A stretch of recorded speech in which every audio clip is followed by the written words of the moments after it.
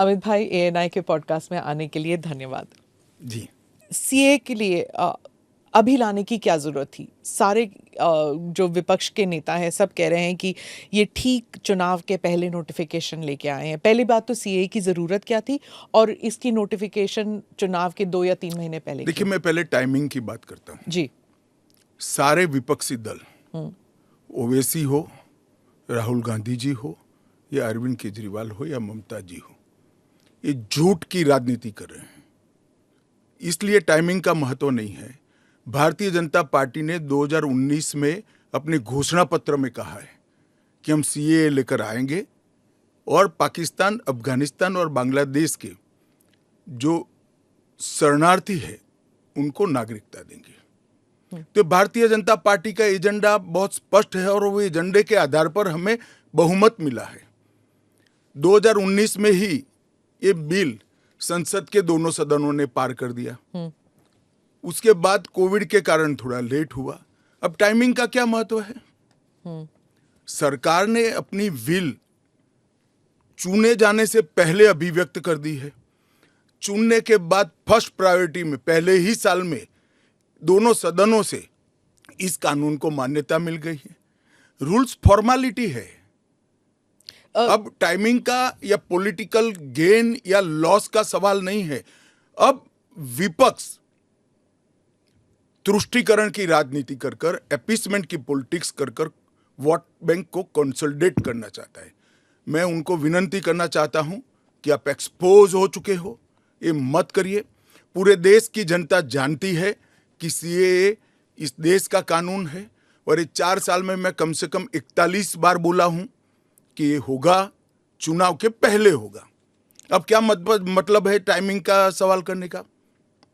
तो इतने साल तो हुआ नहीं ना, 2019 के बाद अब हुआ है। स्मिता जी, मुझे एक बात बताइए, wheel of legislator, wheel of government bill से प्रकट होता है या रूल से प्रकट होता है? ऑब्वियसली बिल से। रूल व्यवस्था करता है, जो करने में पहले कोविड के कारण और बाकी सारे पॉलिटिकल इश्यूज के कारण लेट हुआ। मगर कब से नागरिकता मिलेगी? तो 2014 के पहले से। वो थंब रूल वहीं का वहीं है। आज क्या फर्क पड़ गया है बताइए? कोई फर्क नहीं पड़ा है। भारतीय जनता पार्टी को के लिए ये पॉलिटिकल गेन का मुद्दा नहीं है।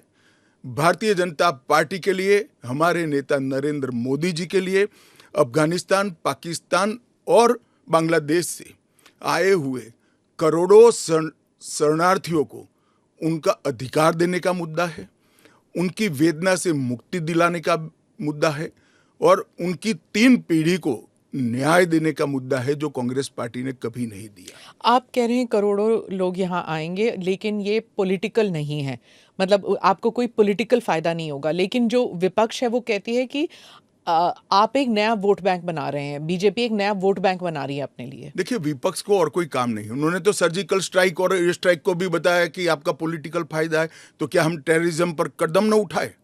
इन्होंने 370 को भी बताया कि ये आपके पॉलिटिकल फायदे के लिए कर रहे हैं। हम 1950 से कह रहे हैं कि हम 370 को हटाएंगे। उनका हिस्ट्री है, जो बोलते हैं वो करते नहीं है। मोदी जी का हिस्ट्री है, जो भारतीय जनता पार्टी ने कहा है, नरेंद्र मोदी ने कहा है, वो पत्थर की लकीर है। मोदी की हर गारंटी पूरी होनी है। 2019 में आपने एएनआई को इंटरव्यू में कहा था कि जो हिंसा हुई थी उस वक्त, सीए के कारण जो हिंसा हुई थी उस वक्त, आपने कहा था एक डिसइंफॉर्मेशन कैंपेन है और वो आप दूर नहीं कर पाए उस डिसइंफॉर्मेशन को, मिस इन्फॉर्मेशन, डिसइंफॉर्मेशन, जो भी। इस बार क्या पार्टी जो है या सरकार जो है उसको अलग कर पाई है? स्मिता जी, दरमियान में मैंने कहा 41 टाइम, 41 बार अलग अलग मंचों से इसके बारे में मैंने डिटेल बात करी है कि इस देश के अल्पसंख्यक माइनॉरिटीज या तो किसी और व्यक्ति को डरने की जरूरत नहीं है, क्योंकि सीए में किसी की नागरिकता लेने का प्रावधान ही नहीं है। सीए सिर्फ और सिर्फ 3 देश, अफगानिस्तान, पाकिस्तान और बांग्लादेश से हिंदू, सिख, बौद्ध, क्रिश्चियन और पारसी, जो जैन और पारसी शरणार्थी आए हैं, इनको उनका अधिकार देने का कानून है, नागरिकता देने का कानून है, जिससे इनके जीवन की वेदनाओं को हम कम कर पाए। मैं बाकी रिलीजन्स के बारे में बाद में आती हूँ, पहले मुसलमान समुदाय के बारे में बात करते हैं, क्योंकि चाहे ओवैसी साहब हों, चाहे ममता बनर्जी हों, और फिर बहुत से विदेशी मीडिया जो है वो भी कह रही है it's an anti Muslim law, because आप मुसलमानों को नहीं शामिल कर रहे हैं, तो वो क्राइटेरिया ही है कि मुसलमान नहीं होने चाहिए। ऐसा नहीं है। आप इस लॉ को आइसोलेशन में नहीं दे सकते। इस देश का एक इतिहास है। 15 अगस्त 1947 को देश का विभाजन हो गया। देश 3 हिस्सों में बंट गया। वो बैकग्राउंड है। भारतीय जनसंघ, भारतीय जनता पार्टी हमेशा विभाजन का विरोध किया। हम कभी सहमत नहीं थे। इस देश का विभाजन धर्म के आधार पर होना ही नहीं चाहिए था, मगर उस वक्त किया गया। जब धर्म के आधार पर आप विभाजन करते हो और वहां जो अल्पसंख्यक है उन लोगों पर ढेर सारे अत्याचार हो, धर्म परिवर्तन कराया जाए, इनकी महिलाओं को अपमानित किया जाए, वो माँ बहन बेटी के लिए वो शरण में आए भारत की, तो क्या उसको यहाँ नागरिकता का अधिकार नहीं है? और स्वयं कांग्रेस के नेताओं ने आजादी के वक्त सैकड़ों भाषणों में कहा है कि अभी मारकाट चल रही है, अभी जहां है वहां रह जाइए, बाद में जब कभी भी भारत में आएंगे आपका स्वागत है।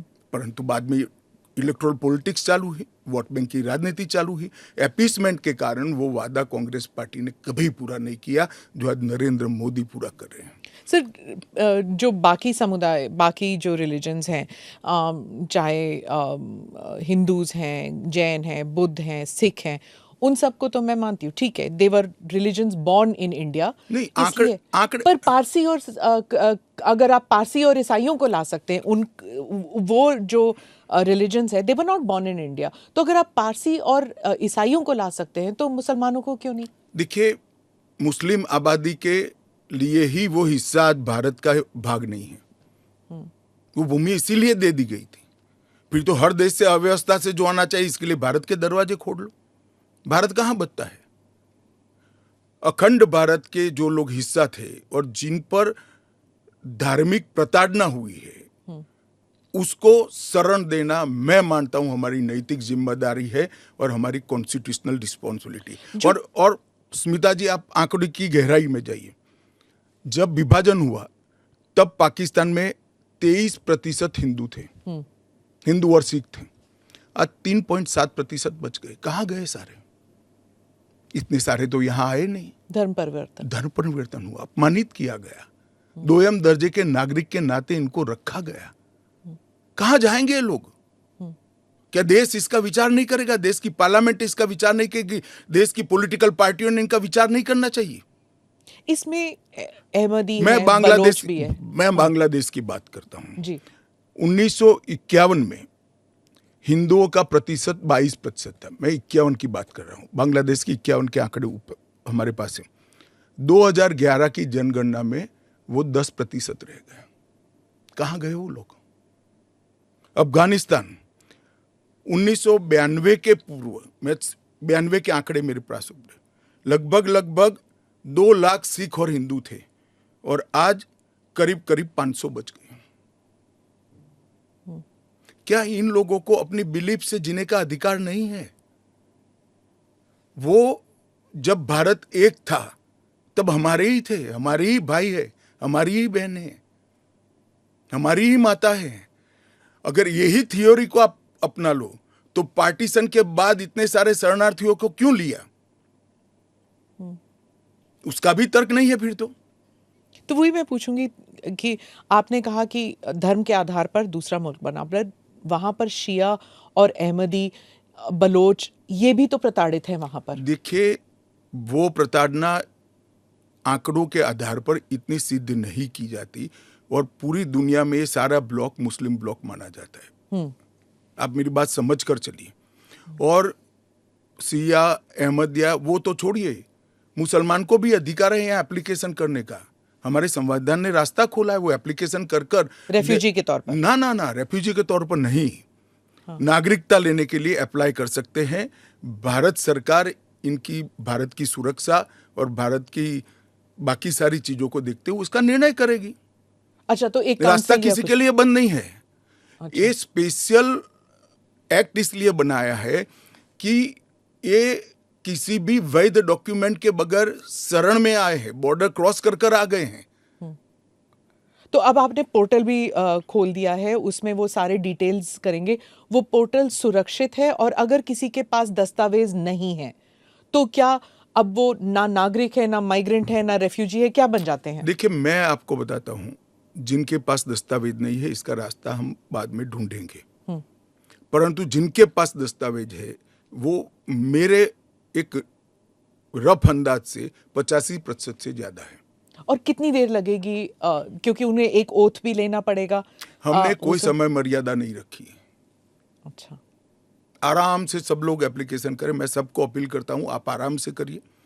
ये एप्लीकेशन देश की सभी भाषाओं में है। आपकी भाषा में आप डाउनलोड कर सकते हो, एप्लीकेशन कर सकते हो, और आपकी समय की अनुकूलता से भारत सरकार आपको इंटरव्यू के लिए बुलाएगी और डॉक्यूमेंट की ऑडिट के लिए बुलाएगी। और वो फेस टू फेस इंटरव्यू होगा या फिर? या फेस टू फेस होगा। Face to face. Original document लेकर आना पड़ेगा। और अगर वो सेकंड जनरेशन रेफ्यूजीज है, मतलब अगर उनके बच्चे हो गए हिंदुस्तान में, 15 अगस्त 1947 से लेकर 31 दिसंबर 2014 तक जो भी आए हैं वो और उनके बच्चों का भारत में स्वागत है। ठीक। मैं आपके आलोचक के जो कमेंट्स हैं उनको पढ़ती हूँ, और आप बताइए। जो दिल्ली के चीफ मिनिस्टर हैं वो कहते हैं, वो सवाल उठा रहे हैं। उन्होंने कहा कि ये जो अंधाधुंध लोग आएंगे, बीजेपी उन्हें नागरिकता देगी, उससे थेफ्ट, रॉबरीज, रेप बढ़ जाएगा।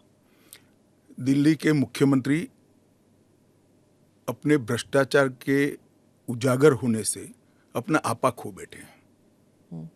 उनको मालूम नहीं है कि ये सारे लोग आ चुके हैं, आज भारत में ही रह रहे हैं। सिर्फ इनको अधिकार नहीं मिला है, वो अधिकार देने की बात है। 2014 तक जो आ गए इनको नागरिकता देनी है।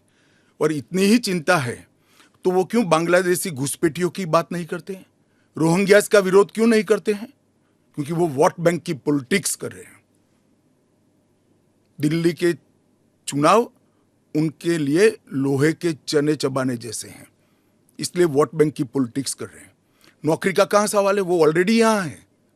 और बांग्लादेशी नौकरी का अधिकार नहीं मार रहे हैं क्या? रोहिंग्यास नहीं मार रहे हैं? इनके लिए तो आप कभी नहीं बोले भाई।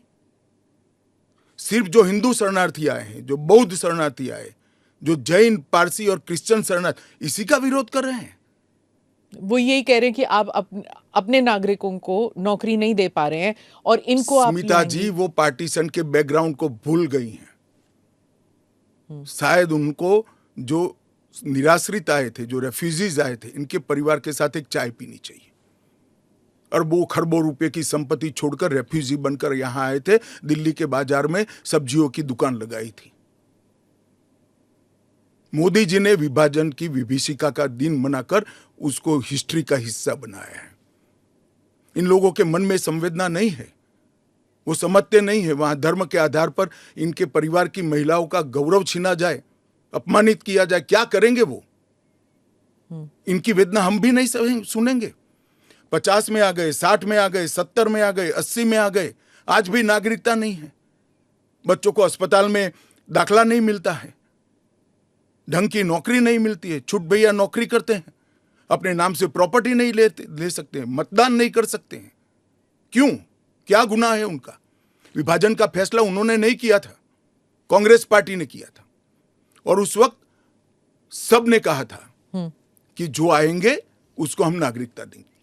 अब अपने वादे से मुकर जाना, मैं मानता हूं कि हमें तो कम से कम मंजूर नहीं है। इनकी संवेदनाओं को भारतीय जनता पार्टी भी महसूस करती है, इस देश के प्रधानमंत्री भी महसूस करते हैं, और हम मानते हैं कि इनकी ये 75 साल की वेदनाओं का अंत कभी न कभी आना चाहिए, और ये चुनाव के पहले आ जाए वो ठीक है। ममता बनर्जी पे आती हूँ। चीफ मिनिस्टर ने कहा है कि बीजेपी जो है ये हिंदू मुसलमान का खेल कर रहे हैं, और उन्होंने ऑडियंस को कहा कि आपकी प्रॉपर्टियां छिन जाएंगी, आपके बच्चों का एजुकेशन ख़त्म हो जाएगा, आपको डिटेंशन कैंप में भेज दिया जाएगा, और डिटेंशन कैंप ऑलरेडी हैं। तो ये सीए के ज़रिए 15 से लेके 20 लाख लोगों की सिटीजनशिप छीन ली जाएगी। देखिए, मैं ममता जी को करबद्ध निवेदन आपके इस कार्यक्रम के माध्यम से करना चाहता हूं। पॉलिटिक्स करने के हजारों मंच है। प्लीज बांग्लादेश से आए हुए बंगाली हिंदुओं का हित मत करिए। आप खुद बंगाली हैं। बांग्लादेश से जो बंगाली हिंदू आए हैं, इनको नागरिकता देने के लिए एक कानून है। ममता जी को मैं खुली चुनौती देता हूं, इस कानून की धारा में से किसी की नागरिकता छीनने की एक धारा वो बता दे सार्वजनिक रूप से। वो खौफ पैदा कर रही है, हिंदू और मुसलमानों के बीच में विखवाद कराना चाहती है, अपनी वोट बैंक का कंसोलिडेशन करना चाहती है। ममता जी, इसको मत रोकिए। करने जैसा काम है, घुसपैठ रोकिए। नहीं रोक रही है वो नहीं कर रही, आप हमें कोऑपरेट नहीं कर रही। आसाम में कंप्लीट घुसपैठ रोक गया क्योंकि वहां भारतीय जनता पार्टी का शासन है। किस तादाद तक घुसपैठ हुआ है और कब से हो रहा है? देखिए, इसके अधिकृत आंकड़े जब तक कोऑपरेट न करे, ढूंढना बहुत दिक्कत होती है, क्योंकि कलेक्टर के हाथ में पूरा मशीनरी। और डिटेंशन कैंप की बात, अगर वो दिन दूर नहीं है जी, वो दिन दूर नहीं है कि वहां पर भी भारतीय जनता पार्टी की सरकार आएगी और हम इसको कड़ाई से रोकेंगे। इसीलिए तो आपको चाणक्य कहते हैं पॉलिटिक्स। नहीं, मैं मानता हूं कि अगर इसी प्रकार की पॉलिटिक्स आप करेंगे, इतने महत्वपूर्ण राष्ट्रीय सुरक्षा के मुद्दे के साथ अपीसमेंट की पॉलिटिक्स कर घुसपैठ होने देंगे, जो शरणार्थी आए हैं उनको नागरिकता देने का विरोध करेंगे, तो जनता आपके साथ नहीं रहेगी। ममता जी को शरणार्थी और घुसपैठिए दो शब्द के बीच का अंतर ही मालूम नहीं है या जान के नहीं कर रही? अब मैं तो जो बोलती है वो सच मानता हूं, इसलिए कह रहा हूं मालूम नहीं है। डिटेंशन कैंप के बारे में बताइए, इसके बारे में बहुत गलतफहमी आ रही है। ऐसा है, आप स्मिता जी इतनी जागरूक पत्रकार है, देश की जानी मानी पत्रकार है, आप भी स्वयं एक बार सीएए को पढ़ लेती, इसके रूल्स को पढ़ लेती, तो मालूम पड़ता इसमें डिटेंशन कोई कैंप की प्रोविजन ही नहीं। जो इलीगल माइग्रेंट्स हैं, अगर उनके पास कोई दस्तावेज नहीं है, उन्हें वापस अपने देश भेजने से पहले उन्हें डिटेंशन कैंप में रखा जाता है। ये आपने डिटेंशन एरिया में, जेल में नहीं डाल सकते, ये आपने 2019 में मुझे समझाया था एक इंटरव्यू में। सीएए में डिटेंशन कैंप नहीं है। इसी को लेकर मैं सवाल पूछ रही हूँ कि अगर सीएए के तहत वो लोग नहीं आते तो वो कहाँ जाएंगे, क्या होगा उनका? नहीं, उनकी व्यवस्था होगी ना। 100 लोगों का प्रॉब्लम है तो उसमें से 85 का तो अभी क्लियर हो रहा है, बाकी का आगे सोचेंगे। तो कितने लोग होंगे आपके हिसाब से? लाखों में, करोड़ों में, हजारों में, कितने लोग हैं? देखिए, ढेर सारे लोग हैं, इसकी कोई गिनती नहीं है। वो जब एप्लीकेशन आएगी, और बहुत सारे लोग, ये जो मिस कैंपेन चल रहा है, अपप्रचार चल रहा है, इसके कारण शायद एप्लीकेशन करते हुए भी डरेंगे। मैं सबको आश्वस्त करना चाहता हूं, आप यहां पर अप्लाई कर दीजिए। नरेंद्र मोदी गवर्नमेंट पर भरोसा रखिए, आपको रिट्रोस्पेक्टिव इफेक्ट से सिटीजनशिप दी जाएगी।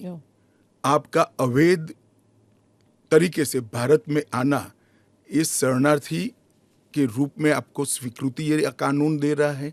इसका कोई क्रिमिनल केस आप पर होगा नहीं, और आपकी भारत में की हुई सारी एक्टिविटी को भी वैधता प्रदान की जाएगी। तो किसी को डरने की जरूरत नहीं है। उनके पास एक्स्ट्रा राइट्स होंगे या इक्वल राइट्स होंगे या कम राइट्स होंगे? इक्वल राइट होंगे, वो भारत के नागरिक माने जाएंगे। मेरा और आपके जितना ही अधिकार उनका होगा। एक और बात थी, वो एक तो गलतफहमी, अप्रचार कहिए या जो भी है, या कंफ्यूजन ही कहिए, कि असम में सीएए लागू होगा या नहीं होगा, और एनआरसी और सीएए ये इनका क्रॉसिंग है कि नहीं, इंटर देखिए, असम में जो एनआरसी की ऑर्डर हुए वो सुप्रीम कोर्ट ऑफ इंडिया की, इसका सीएए से कोई लेन देन नहीं है। आसाम नहीं, देश के हर हिस्से में सीएए लागू होगा। सिर्फ नॉर्थ ईस्ट के राज्य जहां पर 2 प्रकार के विशेषाधिकार उनको दिए गए हैं, वो विशेषाधिकार के तहत जो राज्य आते हैं उनको ही सीएए नहीं होगा। एक इनर लाइन परमिट का प्रोविजन है और संविधान की 6ठी अनुसूची में शामिल जनजातीय क्षेत्र है। हाँ, वो जो 6 शेड्यूल जो 6 शेड्यूल में वो असम के कुछ जम्मू कश्मीर के कुछ इलाके, राजस्थान के कुछ इलाके, हिमाचल के कुछ इलाके आते हैं उसमें। वहाँ नहीं लागू होगा, बाकी सब जगह लागू होगा। पर लोग नहीं जानते ना, क्योंकि कुछ साल वो यहाँ हैं, कुछ साल, और जो ट्राइबल इलाके हैं उनका जो कॉम्पोजिशन है वो बदलेगा नहीं सीए की वजह से, जरा भी नहीं बदलेगा। ट्राइबल कॉम्पोजिशन और उनके अधिकार को हम जरा भी डाइल्यूट नहीं कर रहे हैं। हमने एक्ट में ही प्रोविजन कर दिया है कि जहां पर भी इनर लाइन परमिट है और जहां संविधान की 6ठी सूची में जो क्षेत्र शामिल किए गए हैं, इन पर वहां पर सीएए नहीं लागू होगा और वहां के एड्रेस वाला एप्लीकेशन भी ऐप में अपलोड ही नहीं होता है। तो लागू होने का सवाल ही नहीं आता है। और एक्ट में ही प्रोविजन है, मगर हमने एप्लीकेशन में भी वो एरिया को एक्सक्लूड कर दिया है। कोई अप्लाई करेगा भी वो वहां से तो नहीं, ऐप ही नहीं खुलेगा। पर वो कहीं और जाके अप्लाई कर सकता है तो वो भारत के नागरिक तो बन ही सकते हैं। हाँ, अच्छा, ओके। वो संविधान की 6ठी अनुसूची में सुरक्षित क्षेत्रों के नागरिक नहीं बन सकते। इनर लाइन परमिट से सुरक्षित क्षेत्रों के नागरिक नहीं बन सकते, वो भारत के नागरिक बन ही सकते हैं। आपने कहा हर जगह लागू होगा। केरल, तमिलनाडु, पश्चिम बंगाल, इन तीनों राज्यों ने कहा है कि हम यहाँ पर लागू नहीं होने देंगे। क्या उनके पास ये अधिकार है कि वो लागू नहीं करने देंगे? वो भी समझ रहे हैं कि उनको अधिकार नहीं है। हमारे संविधान के अनुच्छेद 11 में संसद ने नागरिकता के बारे में कानून बनाने का अधिकार केवल और केवल भारत की संसद को दिया गया है। एक केंद्र का विषय है, केंद्र और राज्यों का साझा विषय नहीं है।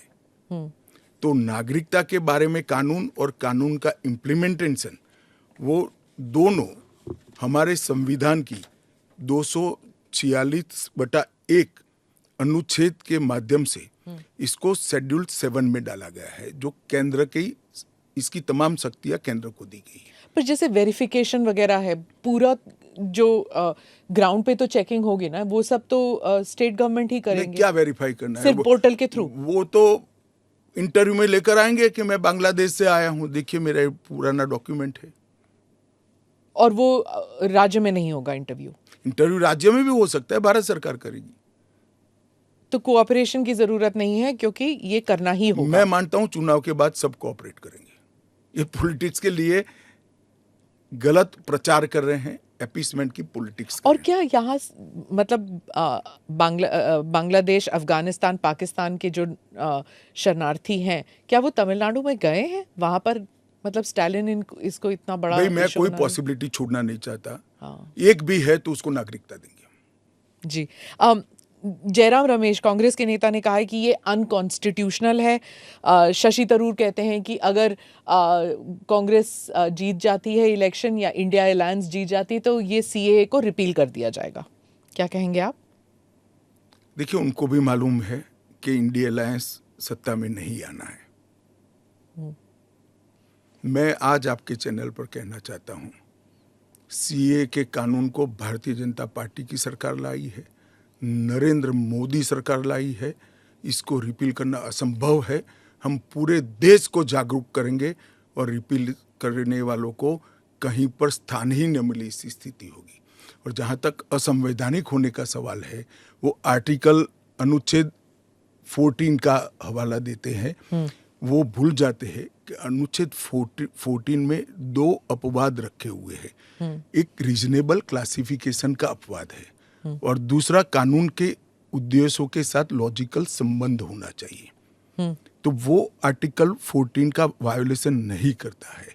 इसमें रीजनेबल क्लासिफिकेशन बहुत स्पष्ट है कि जिन लोगों पर भारत के पुराने हिस्सों में आज वो विभाजन के कारण देश से कटे हैं, अफगानिस्तान, पाकिस्तान और बांग्लादेश में, जिन लोगों पर धार्मिक प्रताड़ना होने के कारण जो भारत की शरण में आए हैं, उसके लिए एक कानून है। तो रीजनेबल क्लासिफिकेशन बहुत स्पष्ट है और इसलिए ये पूरी तरह से संवैधानिक कानून है। एक और क्रिटिसिज्म है, महबूबा मुफ्ती कहती हैं कि ये सुप्रीम कोर्ट में जो है उसकी सुनवाई अभी बाकी है, तो इतनी जल्दबाजी क्यों? देखिए, हर कानून को कोई सुप्रीम कोर्ट में स्टे करेगा तो कानून का इम्प्लीमेंटेशन नहीं होगा। सुप्रीम कोर्ट के सामने न्याय मांगने के लिए जाना और सुप्रीम कोर्ट ने स्टे देना दो अलग बात है। इस कानून पर सुप्रीम कोर्ट का कोई स्टे नहीं है। 4 साल से लोग गए हैं, अभी लंबित है, मगर सुप्रीम कोर्ट ने इसके इम्प्लीमेंटेशन पर कुछ स्टे नहीं दिया है। मैं महबूबा जी को पूछना चाहता हूँ, 370 पर 1951 में ही सुप्रीम कोर्ट में अर्जी हो गई थी, फिर क्यों इतने समय तक आप एंजॉय किए भाई? आप बताएंगे देश की जनता को? जब आपके पक्ष की बात होती है तब नैतिकता के पैरामीटर्स बदल जाते हैं। ऐसे नहीं होता है। देश का एक संविधान है, परंपराएं हैं, अदालतों की परिपाटी है, इसके हिसाब से देश चलता है। वो संविधान के बारे में बात करें तो यूबीटी जो ग्रुप है शिवसेना की, वो कहते हैं कि आपकी विफलताओं को छुपाने के लिए मेरा उद्धव जी से रिक्वेस्ट है कि कानून चाहिए या न चाहिए वो स्पष्ट करो पहले। क्या उद्धव जी बोल सकते हैं कि कानून नहीं आना चाहिए? मैं आज उनका आह्वान करता हूं, देश की जनता के सामने, महाराष्ट्र की जनता के सामने स्पष्ट करें कि सीएए नहीं होना चाहिए। हिंदू शरणार्थियों को, बौद्ध शरणार्थियों को, जैन, बौद्ध और क्रिश्चियन शरणार्थियों को नागरिकता नहीं मिलनी चाहिए। एक बार उद्धव जी स्पष्ट करे जरा। आपका इशारा आई वॉश आप कर रहे हो, टाइमिंग का सवाल, तत्व का क्यों चर्चा नहीं करते हो? आपका इशारा बाल ठाकरे की तरफ। नहीं, मेरा तो उनकी ओर है। बाल ठाकरे साहब तो अब रहे नहीं, वो स्पष्ट करे। क्योंकि वो पहले बोलते थे जो नहीं, पार्लियामेंट में भी बोले हैं। अब उनको अल्पसंख्यकों के वोट चाहिए। एपीसमेंट की पॉलिटिक्स इसलिए आज उद्धव ठाकरे कर रहे हैं, हम नहीं कर रहे।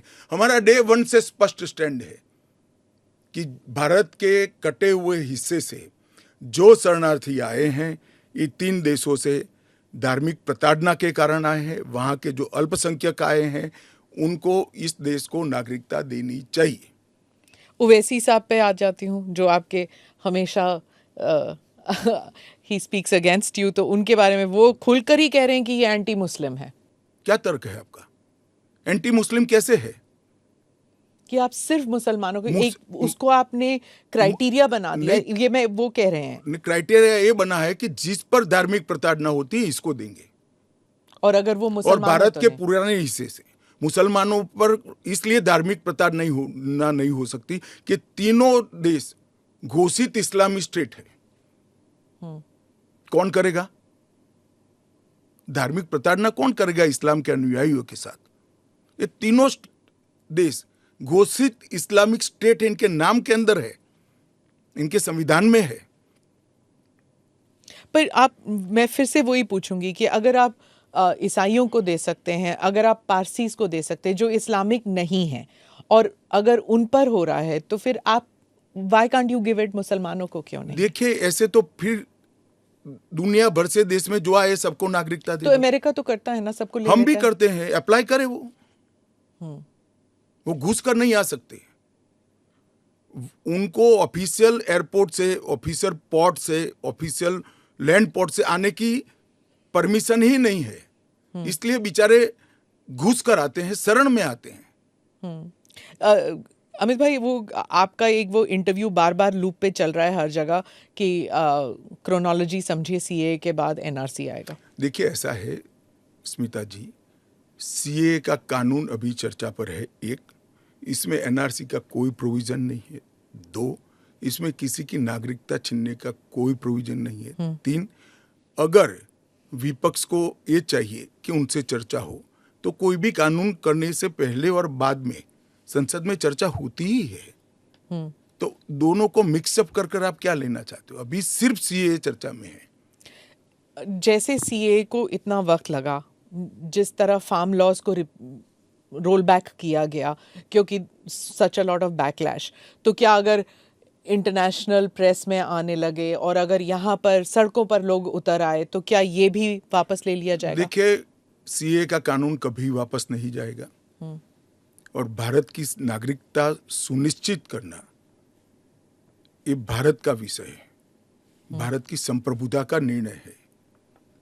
इसके साथ हम कोई कॉम्प्रोमाइज नहीं कर सकते।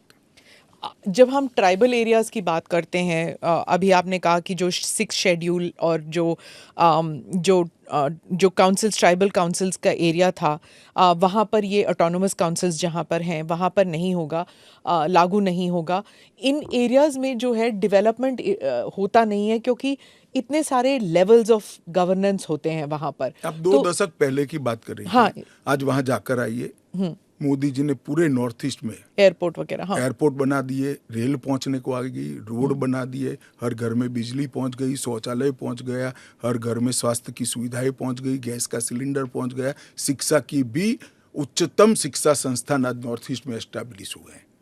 जो पोर्टल से जब इनको नागरिकता मिलेगी, इससे उनको क्या क्या सुविधाएं मिलेगी? क्या आम नागरिक की तरह, या फिर जैसे उनको ये दिखाना पड़ेगा कि हाँ सीएए के तहत हमको नागरिकता मिली है? क्या ये अलग आइडेंटिटी? ना ना ना ना ना, वो भारत के आम नागरिक की तरह ही भारत के नागरिकों की सूची में सम्मान के साथ समाहित हो जाएंगे और उनको मेरे और आपके जितना ही अधिकार होगा। वो चुनाव भी लड़ सकते हैं, एमएलए भी बन सकते हैं, एमपी भी बन सकते हैं, मुख्यमंत्री या केंद्र सरकार के मंत्री भी बन सकते हैं। राहुल गांधी जो न्याय यात्रा में बार बार सीए भी उठा रहे हैं और बाकी विषयों पर भी सरकार पर आरोप लगाते हैं कि अपनी विफलताओं को छुपाने के लिए कभी सीए लागू कर रहे हैं मेरा तो आपसे कभी रिक्वेस्ट है जी। कांग्रेस में आपकी अच्छी खासी पहुंच है, इस विषय पर राहुल जी से एक बार चर्चा करके डिटेल पूछ लो जरा। वो चर्चा नहीं कर रहे ना, वो मीडिया को वहां पर कह रहे हैं कि मीडिया जो है वो चर्चा नहीं करना चाहती क्योंकि वो हमारे हाथ बंधे हुए हैं, हमारा मुंह बंद है। नहीं, मगर इस कमरे में बैठकर आपको इंटरव्यू करे सीए पर और समझाए, जो वो बोल रहे हैं वो इतना समझा दे जनता को। राजनीति के अंदर आपके निर्णय को जस्टिफाई करने की जिम्मेदारी आपकी होती है। जैसे मेरी सरकार का फैसला ऐसी है, इसके बारे में मेरी पार्टी के तर्क, मेरी गवर्नमेंट के तर्क और क्यों ये देश के हित में है मुझे समझाना पड़ता है। जरा राहुल गांधी जी आपके इसी कमरे में आकर देश को समझा दे कि क्यों विरोध में है। आप कहते हैं कि ये राजनीतिक नहीं है, लेकिन आपके जो राजनीतिक स्पीचेस हैं, तेलंगाना में आपने कहा, जब आप अपने वायदे गिनते हैं कि ये वायदे हमने पूरे किए, तो सीए भी उसमें है, तो इसमें राजनीतिक कहाँ से हो गया? तो फिर आपके तो वायदे हमारा एक वादा था कि देश के अर्थतंत्र को सुधारेंगे, तो क्या अर्थतंत्र मत सुधारो, पॉलिटिक्स कर रहे हो। फिर राजनीतिक कहाँ से हो गया? हम मानते हैं सीए देश के हित में है, इनका अधिकार है इसलिए हमने दिया है। पॉलिटिक्स कहाँ से? वो भी कहे ना देना चाहिए। अगर राजनीतिक फायदा है तो उनको कौन रोक रहा है? पर सीए पे तो बहस हुआ नहीं ना, वो बात पास हो गया, उसके बाद पास कैसे हो गया? पार्लियामेंट में पूरी बहस करी हमने। तो अगर 400 सीट आते तो क्या वो फुल लाइसेंस हो जाता है कि आपके हिसाब से कि जनता ने कहा कि हमने आपको 400 सीट दी है, अब आप जो भी देश हित में समझे वो करते जाइए। ऐसे लाइसेंस जिन्होंने उपयोग करे, हमने तो कभी नहीं करे। हमने तो जनता ने जब जब आशीर्वाद दिया बड़ी जिम्मेदारी के साथ देश चलाया, चाहे अटल जी हो चाहे नरेंद्र भाई। इंदिरा गांधी ने एक बार लाइसेंस का दुरुपयोग किया था और फिर स्वयं चुनाव हार गई थी। तो इसका भी मैकेनिज्म पड़ा है ना। जो लाइसेंस का दुरुपयोग करेगा उसका भी मैकेनिज्म है। हमारे 5 साल के बाद पब्लिक के सामने जाना है, यहां समाप्त नहीं हो जाता है। ये आप कह रहे हैं, लेकिन जैसे फॉरेन मीडिया को अगर आप देखें, वो कह रहे हैं कि एक के बाद एक जो आपने किया है, चाहे ट्रिपल तलाक हो, 370 हो, सीएए हो। एक सेकंड, फॉरेन मीडिया को पूछे उनके देश में ट्रिपल तलाक है क्या? नहीं है। उनके देश में मुस्लिम पर्सनल लॉ है क्या? उनके देश में एक भी स्टेट में 370 जैसा प्रोविजन है क्या? फिर हमारे में हिंदू लॉ भी तो है, सक्सेशन लॉ है। इसका नाम हिंदू लॉ है, वो देश का नागरिक कानून ही है। फिर मैं उसी सवाल पे आती हूँ, चाहे सीए हो, यूसीसी हो, या यूसीसी नहीं, सीए हो, या फिर 370 हो, ट्रिपल तलाक हो, ये सब आपकी मेजॉरिटी की वजह से ये सब स्मूथली हो गया। अगर आप 400 लेकर आते हैं तो फिर तो कुछ और ही हो सकता है, इन द सेंस कि प्रियम्बल तक आप बदल सकते हैं, सोशलिज्म हटा देंगे, देखिए, हमारे सेक्युलरिज्म हटा हमारे देंगे। संविधान की रचना करते वक्त ये सारी चीजें बहुत सोच समझकर बनाई गई हैं।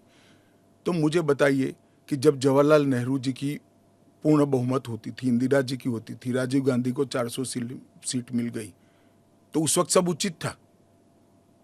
नहीं था ना, इसीलिए तो उन्हें हटा दिया गया। तो हम भी नहीं करेंगे, उचित नहीं करेंगे, हम संयम नहीं रखेंगे, सेल्फ डिसिप्लिन नहीं रखेंगे, तो हमें भी बदल देंगे। ये तो कोई तर्क नहीं हुआ। देखिए, नरेंद्र मोदी के पास, इस देश के प्रधानमंत्री के पास 10 साल का ए ग्रेड पास्ट रिकॉर्ड है और 25 साल का प्लानिंग है। 25 और साल 25 साल का टोटल। प्लानिंग उन्होंने बनाया है कि 15 अगस्त 2047 को भारत पूर्ण विकसित भारत होगा। और उन्होंने पहली बार सरकार की मदद से नहीं, देश के 130 करोड़ लोगों को आह्वान लेकर संकल्प करा है कि सभी लोग जुटे, और ये 25 साल भारत को महान बनाने के 25 साल है। और मुझे बड़ा गर्व है कि मेरे नेता के आह्वान पर पूरा देश आज इस संकल्प से संकल्पित होकर अमृत काल के लिए तैयार होकर खड़ा है। इसके साथ साथ इस देश में गुड गवर्नेंस, इस देश के अर्थतंत्र को दुनिया के प्रमुख अर्थतंत्रों में शुमार करना, दुनिया भर के टेक्नोलॉजी और R&D के लिए एक प्लेटफॉर्म बनाना, भारत को मैन्युफैक्चरिंग का हब बनाना, भारत को हर क्षेत्र में आत्मनिर्भर बनाना, इस देश की शिक्षा व्यवस्था को दुनिया के साथ और दुनिया से आगे ले जाने का प्रयास करना, ये सारी चीजें हमने करी है और ये भी हमारा एजेंडा है।